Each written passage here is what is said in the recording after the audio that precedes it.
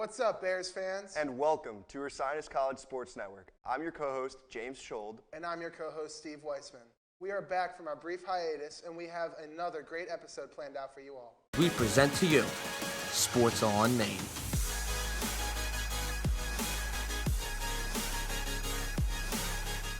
The Bears volleyball team tested itself this past weekend with a daunting tri-match at Johns Hopkins University, dropping a pair of matches against the top-ranked Blue Jays and a strong Washington and Lee squad.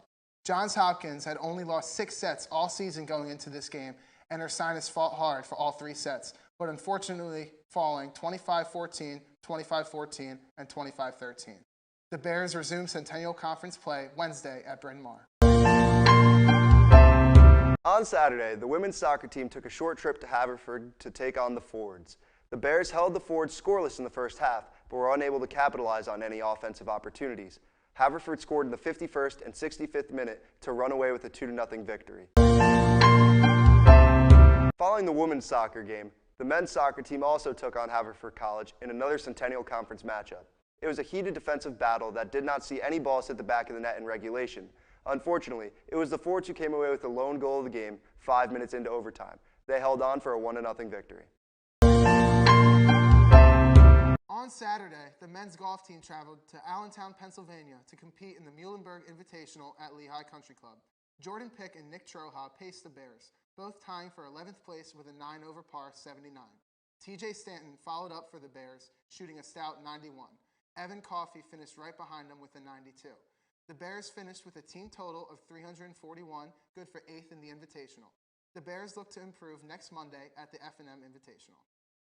The women's golf team also traveled to Allentown to play in the Muhlenberg Invitational. Jessica Lamarca led the way for the Bears, shooting a 97, tying for 12th in the tournament.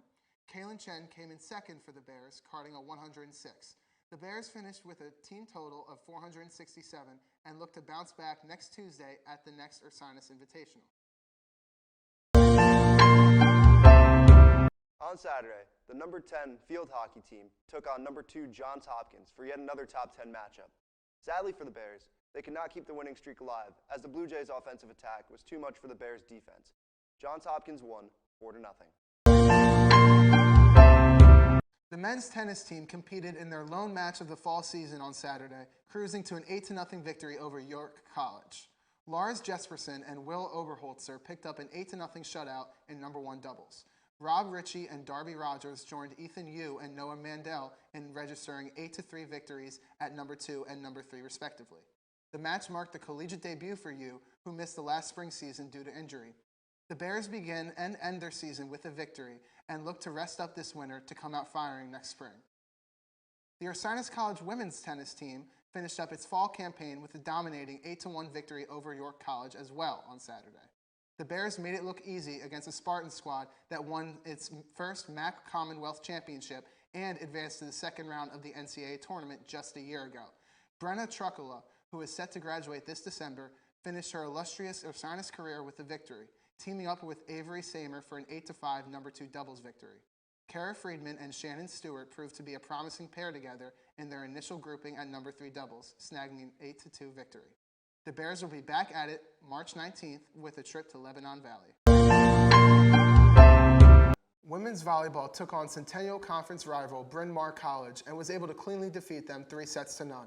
Ursinus won the sets 25-11, 25-21, and 25-12. The Bears' strong performance was led by Haley Spots, who had 8 kills in only 11 attempts. Another strong performer for the Bears was Luca Walborn, who had an incredible 16 aces. Emma Olovsky, Caroline Sherman, and Gabby McGinn all had 7 digs apiece. The Bears look to build a win streak and get to 500 in Centennial Conference play this Saturday on Senior Day against Dickinson. Last night, the field hockey team was back in action for an in-conference showdown with the Owls of Bryn Mawr. Devin Carroll led the offensive attack for the Bears with 2 goals and 1 assist. Jamie Mayer also added a goal and assist for the attack. Lastly, Ellie Bruggerman netted a goal and Aaron McElhenney added an assist for the Bears, who defeated Bryn Mawr 4-2. The Bears are back in Collegeville this Saturday against Dickinson. Last night, the field hockey team was back in action for an in-conference showdown with the Owls of Bryn Mawr.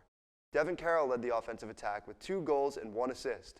Jamie Mayer also added a goal and 2 assists to the Bears' attack. Lastly, Ellie Bruggeman netted a goal and Aaron McElhenney added an assist for the Bears, who defeated Bryn Mawr 4-2.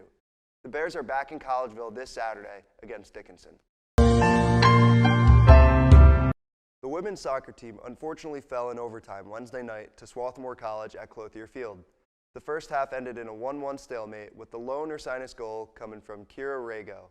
In the second half, Ursinus defense did an admirable job attempting to stifle the Swarthmore offense. However, the Bears could not simply seem to get anything going on their attack.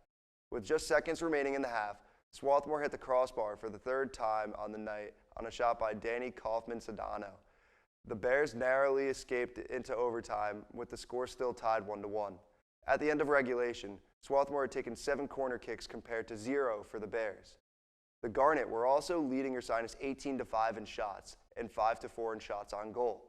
With just under 3 minutes remaining in overtime, Swarthmore was able to find the back of the net and down the Bears. The Bears look to bounce back on Saturday against number 5 ranked Johns Hopkins.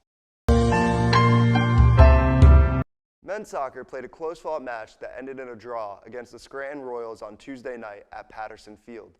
Ursinus was able to score their lone goal to make the score 1-1 in the 69th minute when freshman Jack Schmidt crossed a great ball to fellow freshman Luke Lurs for a header that found its way into the back of the net.